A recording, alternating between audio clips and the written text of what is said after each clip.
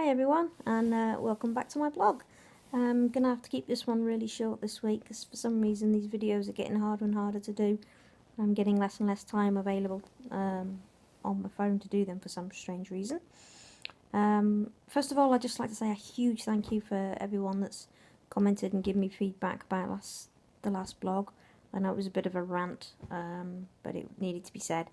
And the feedback and the support that I've had from you all has been brilliant. Thank you. So yeah, I wanted to tackle one of the subjects in the book, which was around that whole thing of is somewhere accessible when you go. Like in the book, Charlotte goes to her tutor's house.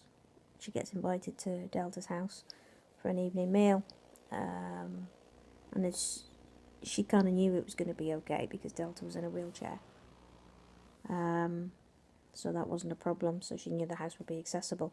But somebody mentioned to me, to talk about that kind of issue around kind of disability, political correctness and the right terminology and what to ask, what not to ask, what not to do, what to do, how to help, that type of thing. I'm trying to get all these messages across to you, but it's difficult because I'm having to rush through them. I'm sorry. The best way to approach, say for example, I was given a scenario: somebody's having a house party, and they've got this friend that they want to invite, and she's in a wheelchair user, and they're not sure if their place is going to be accessible. Okay, first thing not to do on behalf of the person inviting them, which has happened to me, is to not bother inviting, because that hurts, that gets back to people. And there's been so many times when I was at school that, I missed out on so many sleepovers and parties because the parents didn't think that it was going to be accessible for me, so the kids didn't even bother to ask me, and I got to find out about the sleepovers on Monday, and it's hurtful. The best way to approach it would be just to have a really open and honest dialogue, discussion with the person. Say, hey, thinking about having a party at my place on Saturday. Not really sure what your needs are and how difficult my house is going to be for you to get around. Can we chat about it? Sit down, have a coffee, talk about it. Give the person, i.e. me, an idea of the layout of the property, what they think the issues are, and just have an open discussion. Sometimes, there are occasions where situations like that have occurred. I wanted to go to a place and I found out about the accessibility issues and found out that it didn't sound accessible enough, so I've had to turn things down. But it's only through dialogue that these sorts of things are overcome.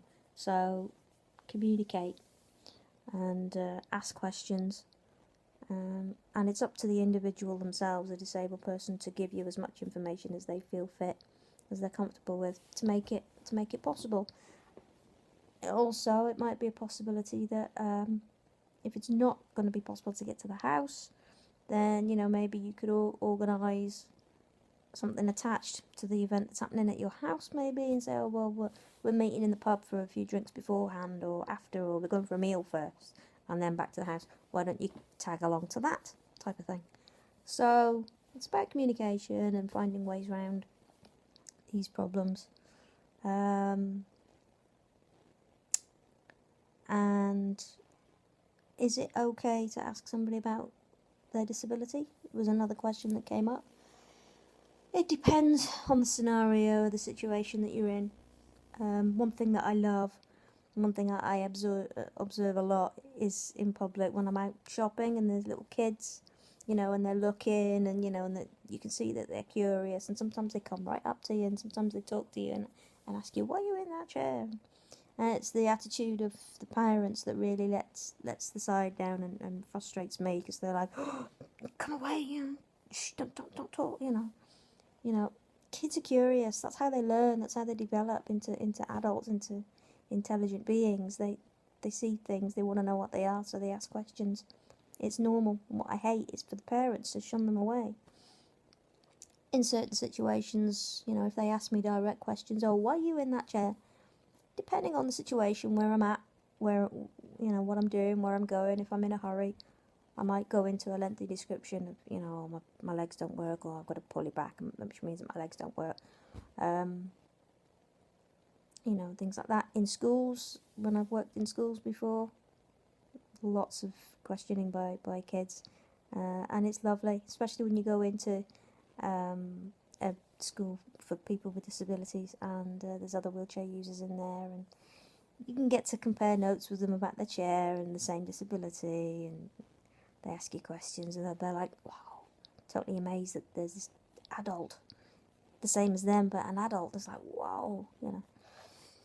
So curiosity is good, but sometimes it's not always appropriate to ask certain questions in certain situations. Some people with disabilities give out information quite freely,